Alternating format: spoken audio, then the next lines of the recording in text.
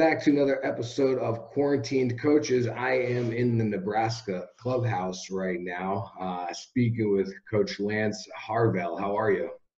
I'm good. How are you, Josh? Well, how come I'm here at your work and you're not here right now? Well, I wish I could be there. They told us we weren't allowed to. I don't know how you got in there, but you must be a Navy SEAL or something. I think I'm breaking the rules for sure. So what makes the University of Nebraska unique? Well, I've been here about 10 months now. Moved up here from Texas last summer, and I had when I got here, the first stop I made was up at the office and went into the clubhouse, and my locker was sitting there, and I had the first shirt that I had hanging up in my locker said, "There's no place like Nebraska."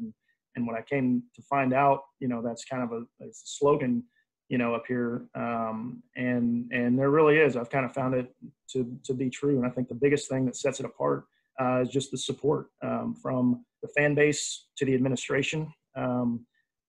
This year, I think everybody kind of understands or has seen far and wide with the football program and the sellout streak going back to the 60s and that kind of deal, consecutive sellouts. But with baseball, it's unbelievable.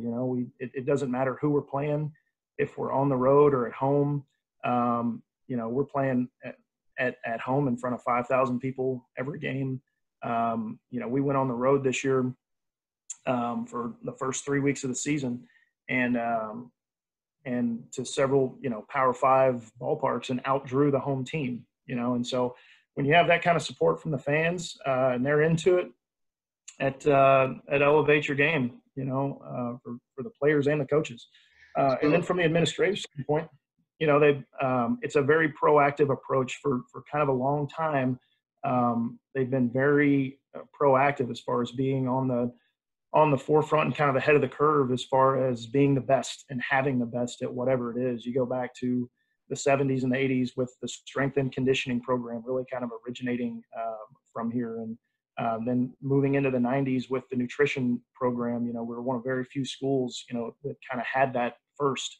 And it's still, everything is kind of staying on the cutting edge now with academic resources and life skills for our student athletes and training them, not just in the classroom and on the field, but, how to thrive once they get out. And then it's taken even the next step.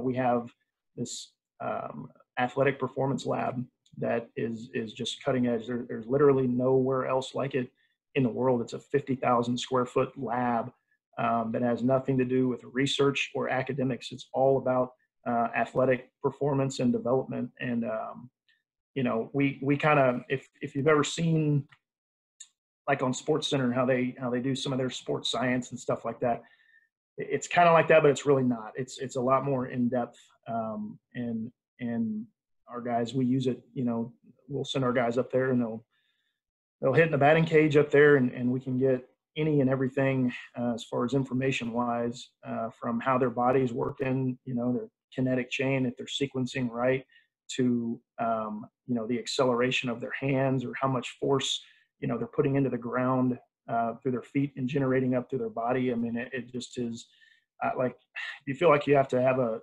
PhD just to walk into the room, right? But it's unbelievable. And so Nebraska, from what I've seen and anywhere else that I've been around and seen, they take pride in that, and they're really, I mean, they hold true to it. There's no place like it. We asked me if I've ever seen Sports Center, so just so you know, I do work here also. You're in Bristol too? I am in Bristol as well. So just for that, I'm pretty sure I'm going to encounter a lawsuit here at some point with all of this. So what reaction you got from Twitter on that? People, congratulating on. Yeah, I know. People really thought I was getting text messages too, and I'm like, oh, I wanted to. Yeah, I'm just going to avoid that topic. Are kids at the school there, your players, are they fairly local, or do you guys go outside of the region to build the roster?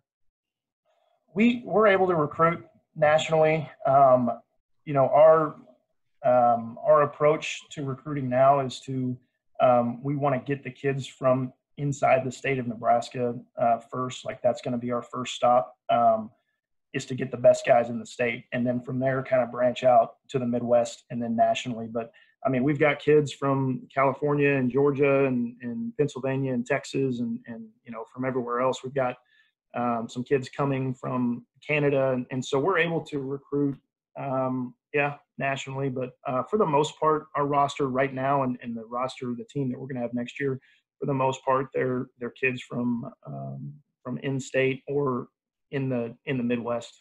So I'm going to be completely ignorant and naive here in saying that, you know, as a city boy from the East Coast, I think Nebraska and there's nothing there but farms and cornfields. I mean, I'm guessing that's probably not true. What is there to do around there? When your boys aren't on the field or in the gym, what are they doing around town? Yeah, there's a lot of really nice golf courses. I have come to find out in this time of quarantine. There's a lot of them here. A lot of good hunting and fishing. So if you're into that, which I'll give you a little sneak peek there. Yeah, there's the big boy sitting over there. So I never understood that, but I'm a city boy. Good bird hunting, good fishing. You know, they call it the state motto is the good life. So it's good. Just the state's filled with a lot of good people, and believe it or not, what I was been kind of blown away by is the culinary life here. There's a lot of really good places to eat. I'm not really a foodie. I wouldn't describe myself as that, but the food here has been pretty good. We enjoy, you know, taking the wife on a date night and trying new places, and it's been pretty nice. So how did you end up there? Take me through your road to get there. So I was at Sam Houston State down in Texas, just north of Houston for the last 5 years. And Coach Bolt, who's our head coach here now, I've known him going back to 2005. I actually played for him at Texas A&M. He was still, you know, kind of on his way up as a coach, and he ended up giving me my first job. After I got done playing there, I went back there and was a grad assistant coach. And he had moved on. He was the head coach at a junior college, Texarkana Junior College.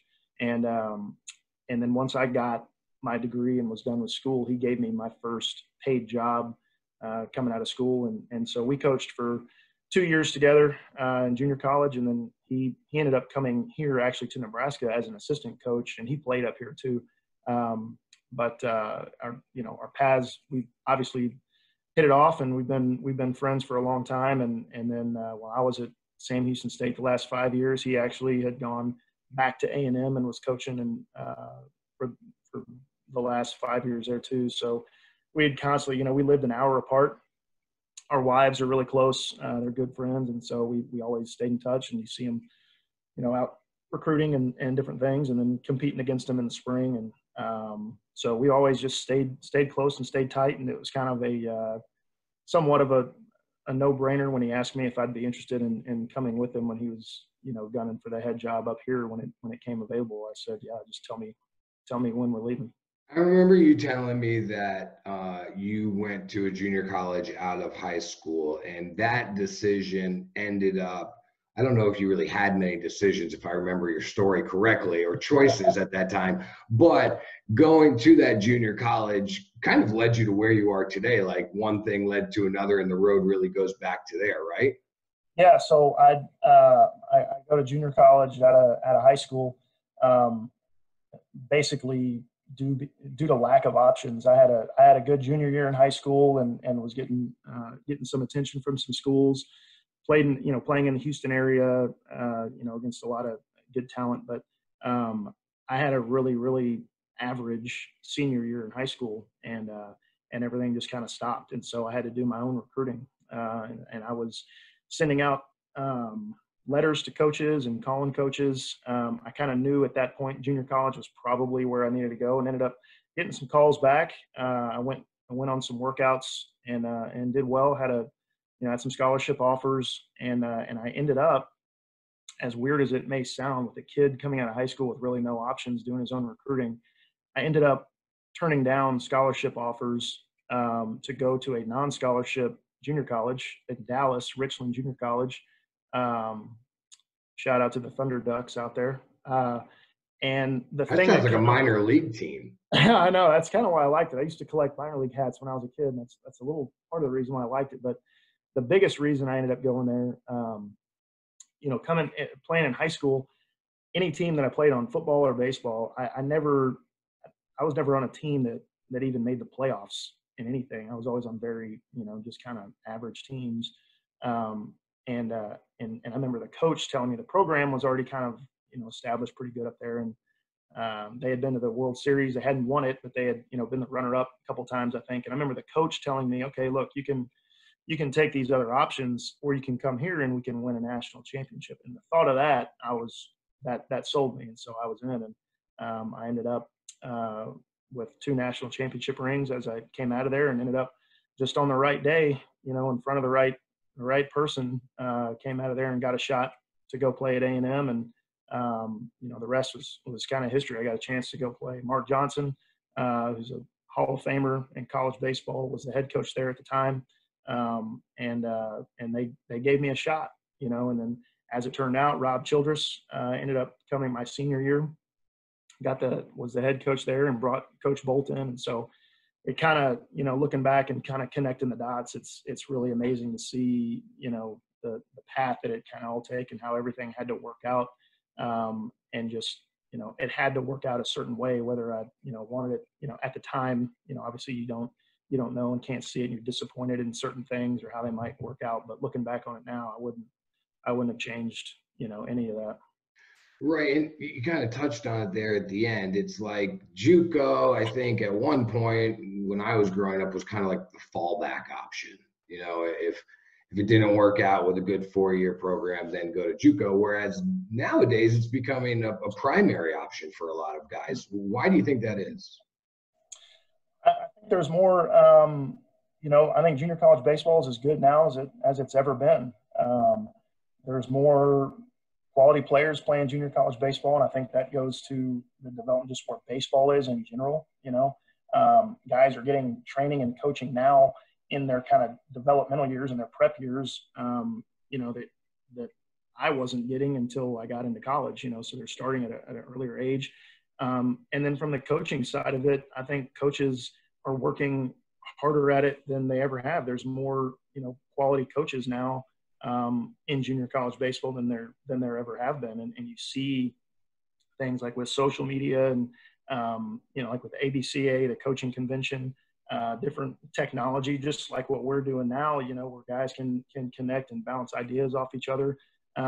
Everybody is learning and growing and getting better. And so you see that in the product of junior college baseball. It comes out, with the players and the product that they're putting out. So then when we go to recruit a junior college guy, you always recruit a junior college guy to come in and play right away, and kind of, you plug them in and they're good to go. But even now, they're even more ready from a development standpoint than they ever were before, just because they're getting that from their coaches. Right. I want to ask you that about development at that level, because obviously junior college recruiting for, the big schools, or really any school, is becoming a big thing these days.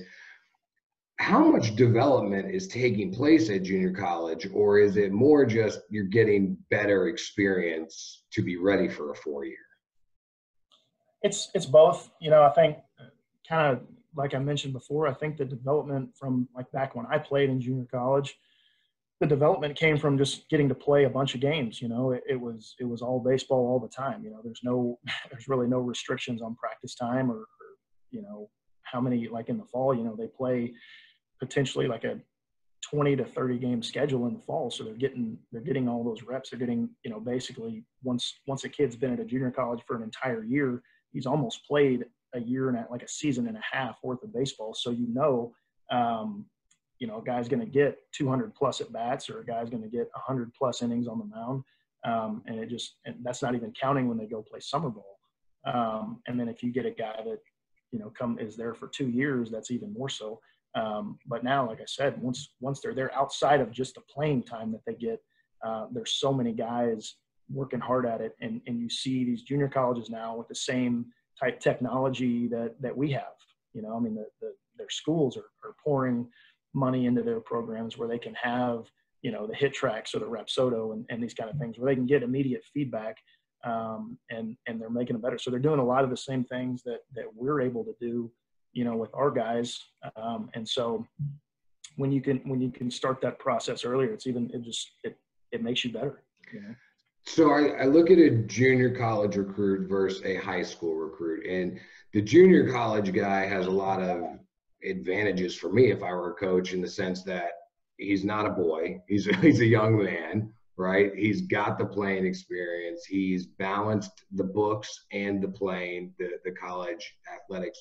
So like, why would you not just take a bunch of 20-year-old young men over 18-year-old high schoolers? Like, why does it make sense to take, the high schoolers over those guys at times? Yeah, it's kind of a balancing act. There's not really a science to it. It might be more of an art, so to speak. There's not any kind of formula that you go through. I mean, I think you have we have players on our team right now that, some guys as freshmen, might be better than the guys that were here from junior college. It just kind of depends. I don't know. That's probably not a great answer, but it just depends. I think the high school guy is not going to have as much wear and tear on him. The high school guy may not have formed any bad habits that a junior college guy, may have made, or made some mistakes. Kids get out on their own and you just never know. An 18-year-old kid, out living on his own in college, you never know what's going to happen. But you do. Is some of it like, hey, we're not going to get this kid if we don't get him now also? Yeah, there is. You have to, and again, you have to look at your current roster and what you have on your team, and what it's not always who you want to take. You can't always just take the guys that you want. It has to fit from a scholarship standpoint, what you have available, what you have from, roster standpoint, and a depth chart and things like that. But yeah, there is some of that. You look at it where maybe you do need to take a kid at a high school before he, goes to junior college, but it works the other way too. There's guys that, like I said, maybe at a high school you can't take them right away, just because you don't have a spot for them, or you don't have, enough scholarship money available that's going to make it work financially for that kid and his family. This happens all the time though. When I talk to kids and recruiting them at a high school, is you might push them to a junior college. You run the risk of somebody else getting them, but you still have the opportunity to follow that kid and recruit him for another year or two, to where now you are in a situation where it is going to work out where you can take him.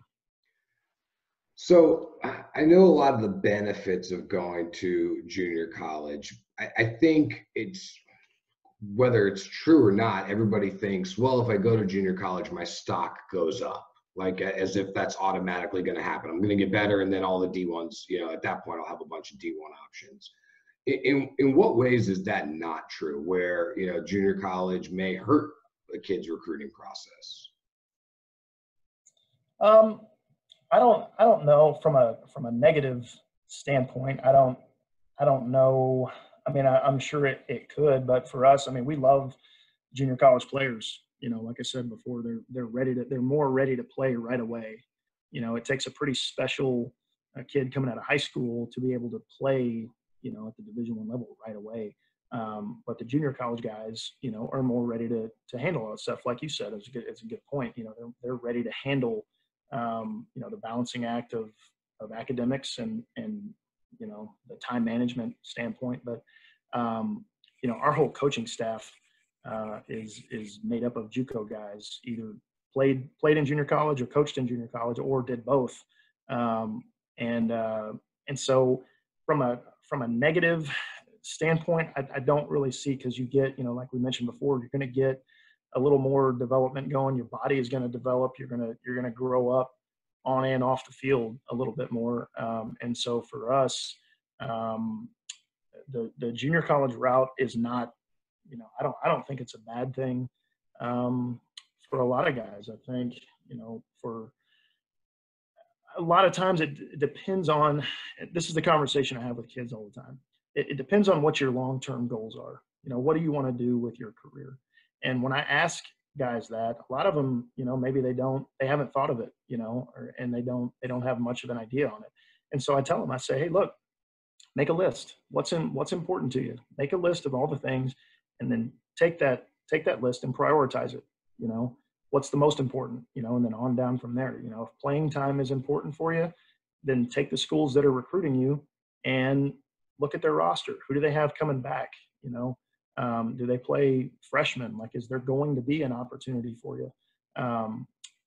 Is professional baseball a priority to you? Okay, well then look at the schools, see if they're putting guys in professional baseball and where they kind of rank as far as that goes, and see how they develop their players. Are they bringing in guys that are turning down third round money at a high school and then they become first rounders after 3 years, or are they taking guys that maybe weren't drafted, and next thing you know they're a top 10 rounder by the time they leave there? That can tell you a lot as far as what kind of development's going on in that program. So once they do that, it's not going to make the decision for you. Once you start, as kids start talking to coaches and kind of checking boxes on that list, but it's definitely going to narrow down the list for you. And then you decide, once you have a top 3 or 5, schools, then you can look at, the compare and contrast those schools. It just kind of narrows down your list for you. So I'm going to get away from junior college because I don't want to make you, as a 4-year school, endorse junior colleges too much. But I find it interesting because you do have that experience and can speak to it a little bit.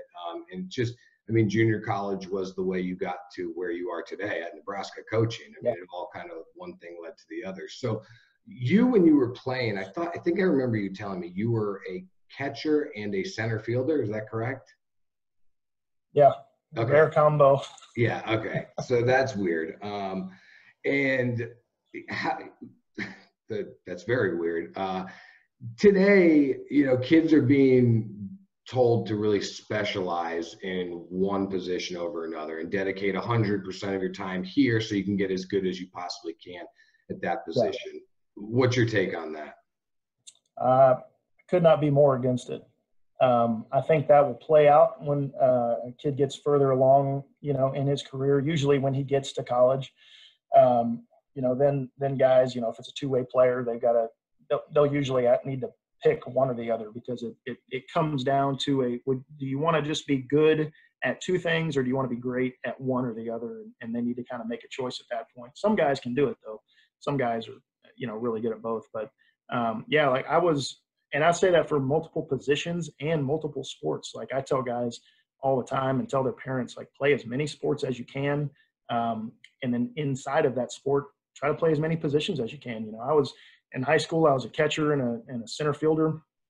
When I got to junior college, I was a true utility player, and I just wanted to be on the field, as much as I could. I ended up in my career getting to play all 9 positions on the field. I tried to convince my coach to let me play all 9 in one game, and I almost did it one time. I got to play 7 positions in one game, and we were getting beat. And he said, I can't do it. I know I promised it to you, but I need you behind the plate for the last couple innings. But I got to you almost pulled off the Buster Posey. Yeah, almost. I got right there, but here's my talent ran out before my eligibility did, so maybe he was saving me from something there. But well, at least you had talent at one point. I don't think mine ever ran out because I don't think I had it. That's subjective. But no, I tell guys, play as much as you can. Like there's a different kind of athleticism, that it takes to play multiple sports. Football is different than baseball, and basketball is even different. Soccer. Tennis, like anything, it just takes a different kind of coordination, a different kind of athleticism. And so you develop in different ways. And I think there's a different kind of competitiveness from sport to sport. But let me just interject there, because that is a question I wanted to ask you. You talk about, you're basically training in different ways. You're becoming overall more athletic. But there's exceptions to everything, I guess. But like, at what point are you training the wrong muscles or creating the wrong muscle memory? Like, if you're a lineman in football, that can't possibly be good if you're supposed to be a shortstop in baseball. Now, I think the catcher center fielder is an odd combination. I would say the lineman shortstop combination would be maybe that might surpass that one. But so what should a player, I'm sorry, again, I'm sorry. I just want to make sure that I get the good content out of you. What should a player that's playing two sports be looking at to make sure, like, okay, what I'm doing in these sports matches up to make me a good athlete at both of them? I have yet to see a multi-sport kid kind of become counterproductive to either side, if he's playing two sports or three or whatever. Some of the best baseball players that I've ever coached were guys that were all-state basketball players, So whatever, I still haven't figured out what the correlation there, maybe is. Just the general answer is just athleticism, I guess. But I don't know that there's anything that doing a different sport becomes counterproductive to another. Maybe the closest thing I've seen is baseball players trying to play golf. Just the way you're hitting the ball, baseball players tend to have to play the slice, a little bit because they leave it's open. But other than that, I haven't really seen, guys that if they're doing another sport that it's kind of a red flag to me as far as, well, that's not going to pan out for them as a baseball player. My ear, it actually works the other way. When I hear about guys playing other sports, it kind of makes my ears perk up a little bit, honestly. You're the hitting coach. Also, what is, this question kind of sucks because it's just so general, but your hitting philosophy, how would you describe that? I like guys in a very simple answer here. Simplicity and freedom. Like, I want guys to be totally free when they're like, hitting is hard enough, right? So I want guys to be athletic and be natural. Let their ability just play when they get in the box. Like, don't worry about anything else but just competing in that moment. And so we do.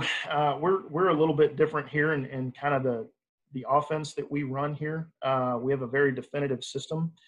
We don't do anything cookie cutter. And so what we do is we identify guys in the recruiting process, and then once they're here as well, we identify their skill set, and we put them we basically give them an identity, and we tell them, look, this is who you are. Don't try to be something that you're not. Okay. And so we work every day, whether it's in BP or their cage work, whatever it is, base running, bunt game, whatever it is, it's all geared towards who they are as a player. Cause that's ultimately what I want them to be, just that freedom, that natural freedom that they have. And I tell them all the time, you're not here because you can't hit, like we didn't recruit you because we just needed a project to work on for a few years. Like you can already hit, like you don't need to try to be somebody that you're not, and so for us, we have guys that, you have maybe a guy that's maybe a little bit smaller and athletic and fast that can really run.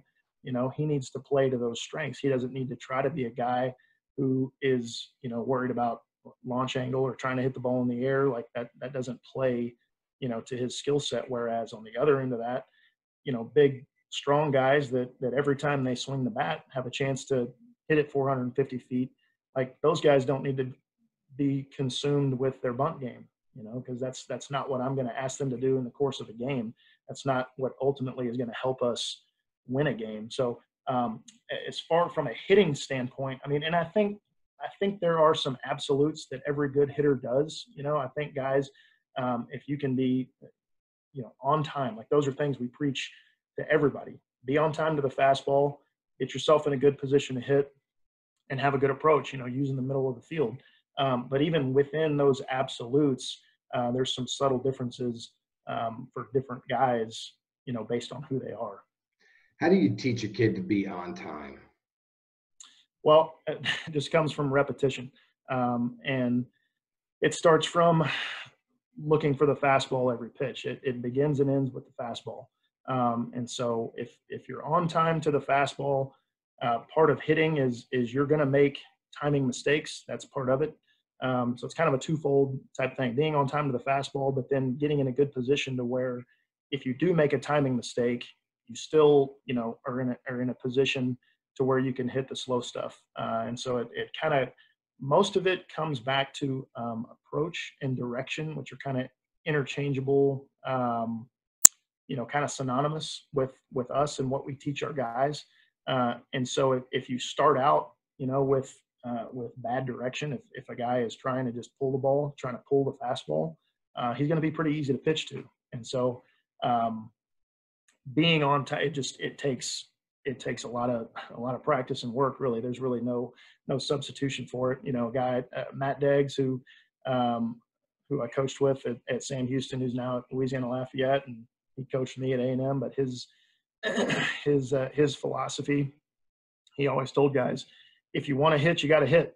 It's as simple as that. So if you want to hit, go roll up your sleeves and go to work and go hit. And the more you hit, it's funny how it works. The better hitter you become. So being on time, you know, takes a lot of work, a lot of visual work too. You know, as far as when to get yourself going in the box, you know, with your swing and your load and getting that separation on time. You mentioned that because I did want to ask you, you know, what do you do with your guys to improve pitch recognition? Yeah, it really is kind of the same thing. There's no substitute. You got to hit off a live arm.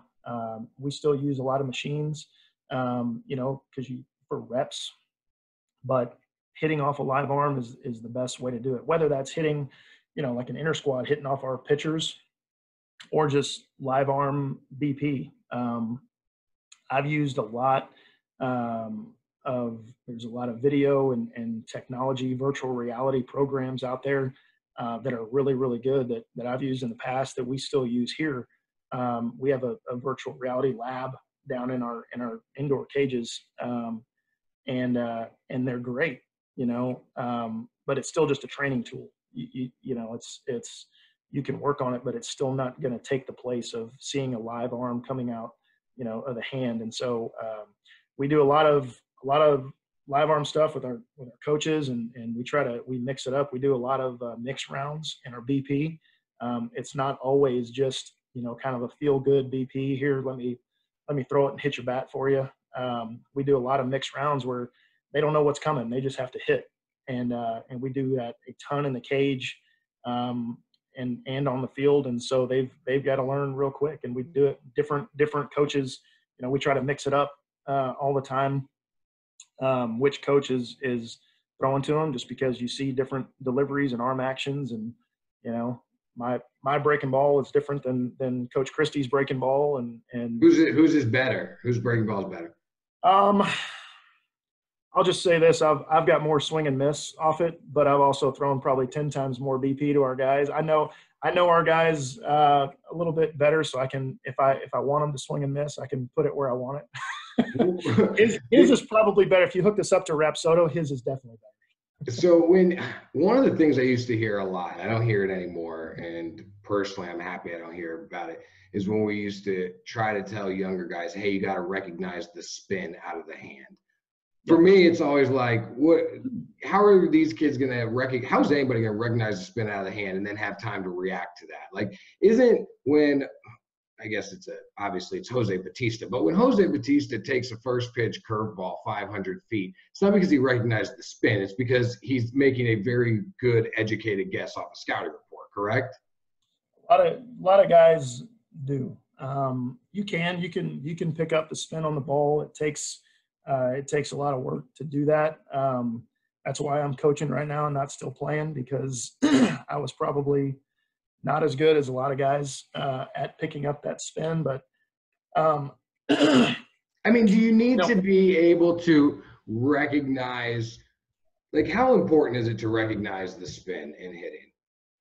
I think it's very important, because I think in different situations, you know, you're hunting certain pitches, and you do go up there with kind of an educated guess, or if you're sitting, sitting on one pitch or another, you know, you need to be able to see that. And so if you can start to, if you work at it enough, it starts to slow down for you, and guys start to pick up on that stuff. You know, you hear about pro guys sometimes talking about even maybe not even picking up the spin out of the hand, but picking up, the pitcher's wrist, a thicker, fastball versus a thinner wrist, for a breaking ball or something like that. Or just picking up, some kind of movement in their delivery or something they might be doing where they're tipping, what they're doing. I remember reading an article where they were looking at professional baseball players and professional tennis players. And you've got guys, they tested their reaction time and compared it with just normal people off the street testing their reaction time to certain things. And they really weren't that different.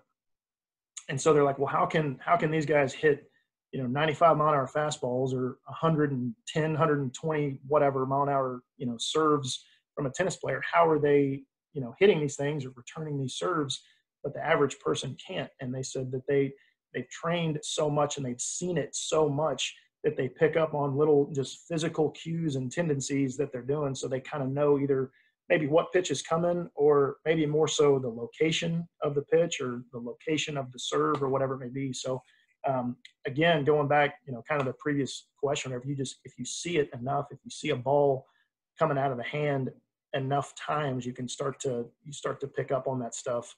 Maybe you see a grip, while a pitcher's, in his arm circle or something like that, maybe you can see a grip or maybe you do pick up that wrist, or maybe you do pick up, the dot, on that slider a little bit earlier than you normally Right. Right. And so what I'm thinking is when I see guys trying to teach kids to pick up spin by putting numbers on baseballs or colors on tennis balls. And that's where I'm like, I don't think that that's how you teach spin. I'm more with what you're saying, like, yeah, recognizing the wider wrist or things like that. Is that what you're saying? Like, do you pick up spin by staring at the baseball or by picking up on other indicators? Yeah, and here's another, probably more so than anything, is looking for speed, like we talked about being on time and timing. Well, if we're in a game and I can give, the guy at the plate a little cue on just, hey, sit on this pitch right here. I think this is the tendency that they've shown, and you can sit on this pitch. He's probably sitting more on a certain speed than anything, and that may be more of a fair answer, I think. If you tell a guy to sit on a fastball and this is what you're looking for, okay, well, I know how hard the guy's throwing, it's going to be, I can be on time to that. Whereas if I, tell a guy to sit, on a breaking ball, on a curveball, he knows what his timing needs to be in order to hit that. And he kind of knows the shape of that ball. So, you mentioned Bautista, and I've heard some other big leaguers talk about it. And it's fair, if they go up there and just sit on certain pitches because they have the data and the information in certain counts, this guy throws this, 75% of the time, those are pretty good odds. You can sit on that pitch in that count. And if you're just hunting speeds, then you're going to, if you guess right, 40 times out of, however many, 300 at bats, whatever it is, 250 at bats, you're going to be pretty good. If you hit, 10 home runs because you guessed right, 10 times, for a college guy, and you hit 10 home runs in a year, that's a pretty good year, so we'll do that a lot too. There's maybe hunting speeds is maybe more of a fair answer there. Tee work, overrated or underrated? I love it.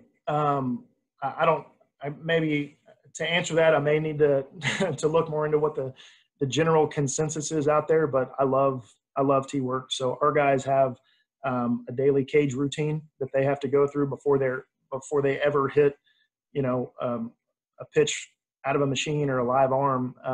And tee work is the first two steps of that routine. And so they've got to do it. And it's just two different drills that they do.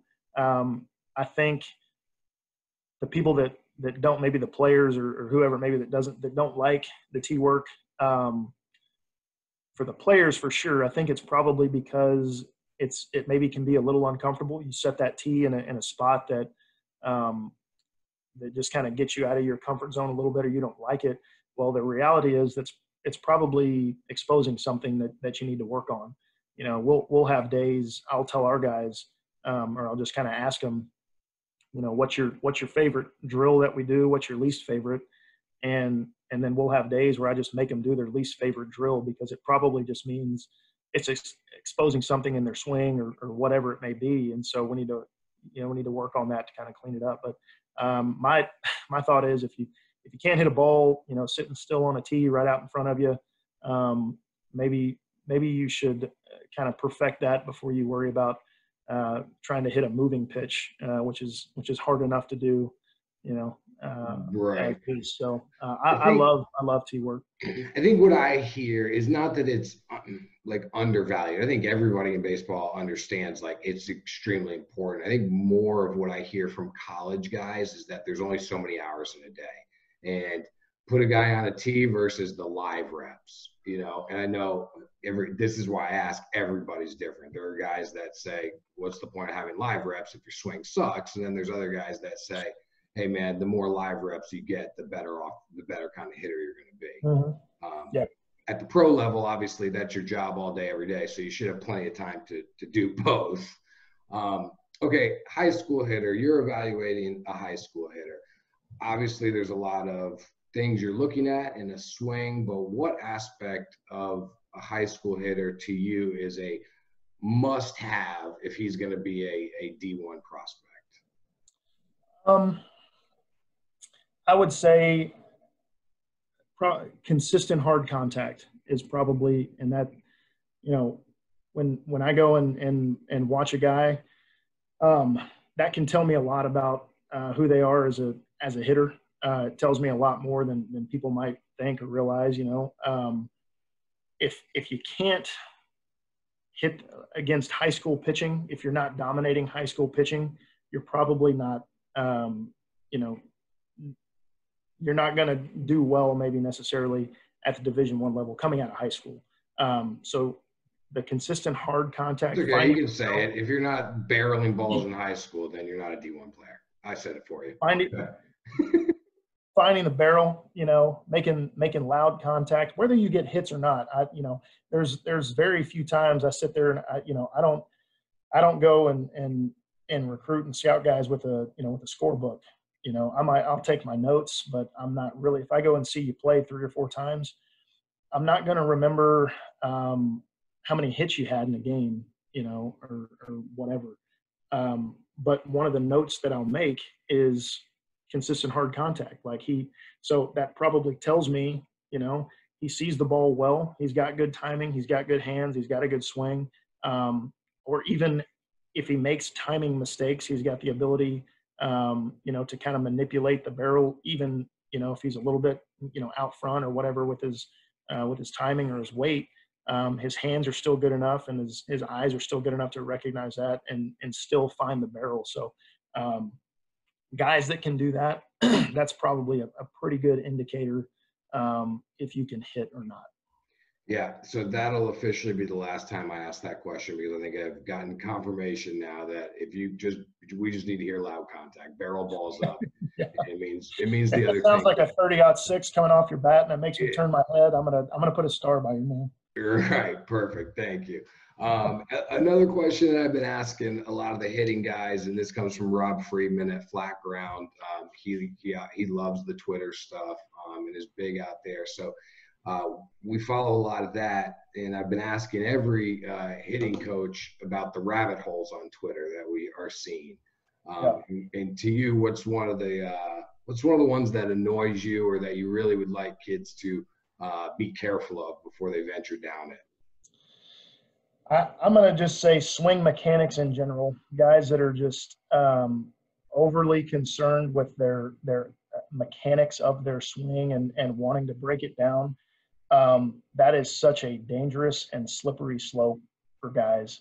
You know, like I said, what we teach here, what we really focus on is keeping things simple and freeing guys up. Guys that are always concerned with their swing, they tend to use it as a crutch. And so when things aren't going well for them, they think there's something wrong with their swing. So they start tinkering and they start, you know, trying to make these big mechanical adjustments with their swing, and there's a time and a place for adjustments. Like, that's part of the game.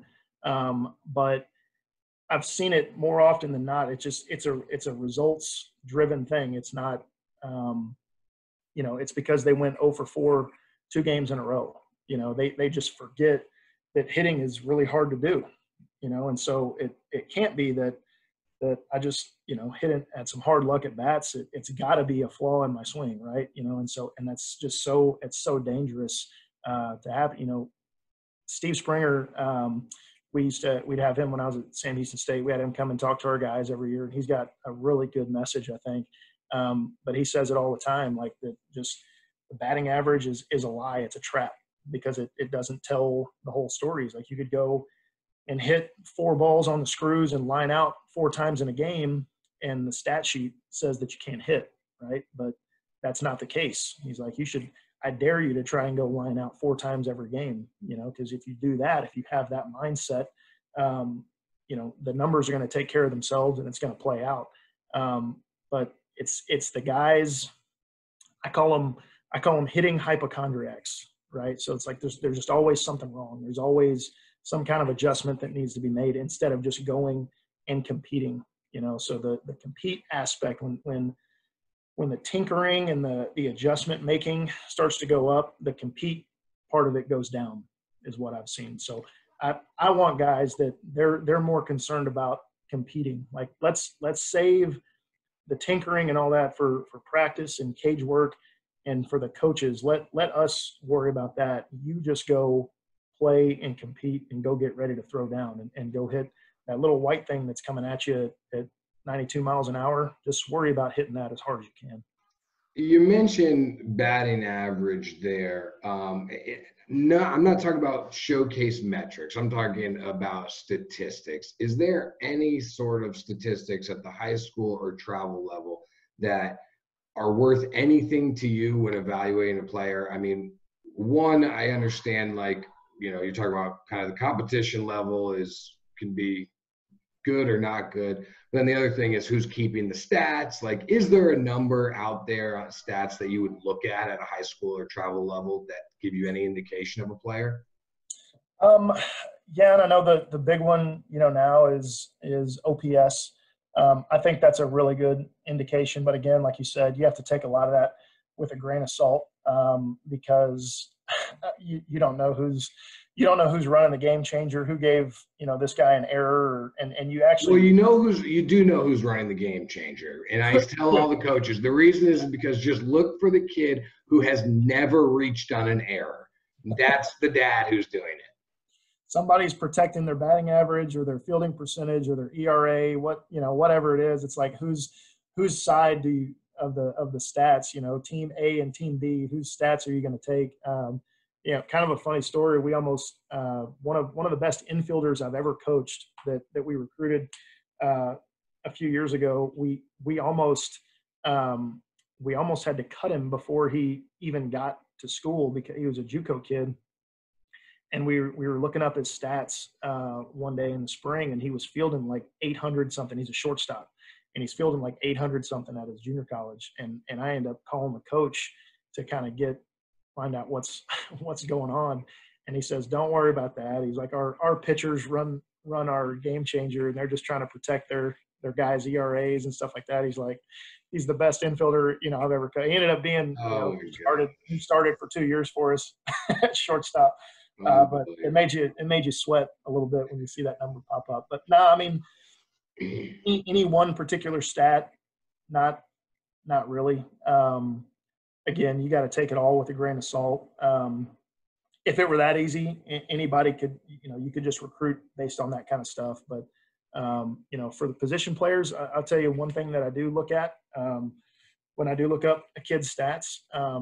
We'll look at his OPS, and then for the pitchers, we'll look at their walk to strikeout ratio. That's the only one that I feel like I can take stock in, is the K to walk ratios.